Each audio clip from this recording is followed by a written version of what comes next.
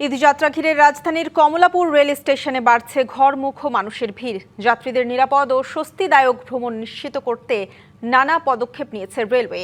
তবে কয়েকটি ট্রেনের শিডিউল বিপর্যয়ের কারণে ভোগান্তিতেও পড়তে হচ্ছে যাত্রীদের। এদিকে ঈদযাত্রায় সময়মতো ট্রেন চলাচল নিশ্চিত করতে কাজ চলছে বলে জানিয়েছেন রেলমন্ত্রী। ঈদকে সামনে রেখে রাজধানীর কমলাপুর রেলওয়ে স্টেশন এখন ঘরমুখ মানুষের পদচারণায় মুখর। পরিবার স্বজনদের সঙ্গে ঈদ উদযাপন করতে সকাল থেকেই স্টেশনে ভিড় করছেন হাজারো যাত্রী।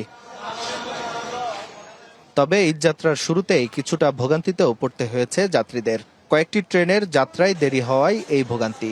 এতে প্ল্যাটফর্মে দীর্ঘ সময় অপেক্ষা করতে দেখা যায় যাত্রীদের। তবে পরিবারের সাথে ঈদ উদযাপন করতে যেতে পেরে স্বস্তির কথা জানান অনেকে।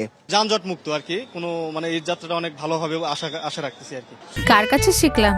এই যে রাধুনী রেডিমিক্স গরুর মাংসের মশলা, গরু রান্নায় গুরু হওয়া কোনো ব্যাপারই না। সুশৃঙ্খল ভাবে আর ঢুকতে পারছি, বাট ট্রেন লেট না করলে হয়তো আরো ভালো হতো। হ্যাঁ, নিরাপত্তা দেখলাম আগের তুলনায় অনেক ভালো হয়েছে আর কি। ঢোকার সময় দেখলাম ব্যবস্থা মোটামুটি তুলনামূলক ভালো, খুব ভালো লাগতেছে।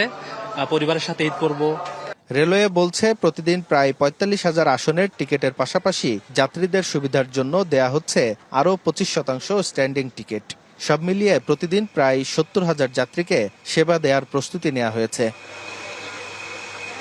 রবিবার সকালে কমলাপুর রেলওয়ে স্টেশন পরিদর্শন করেন রেলমন্ত্রী ও প্রতিমন্ত্রী সহ রেলওয়ের ঊর্ধ্বতন কর্মকর্তারা। পরে মন্ত্রী সাংবাদিকদের জানান, সকালে রেল লাইনের ওপর থাকা খড়কুটো সরাতে দেরি হওয়ায় দুটি ট্রেন দেরিতে ছেড়েছে।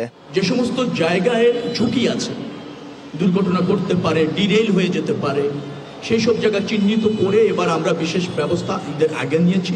এটা চলমান আছে এবং সবসময় সতর্ক আমরা আছি।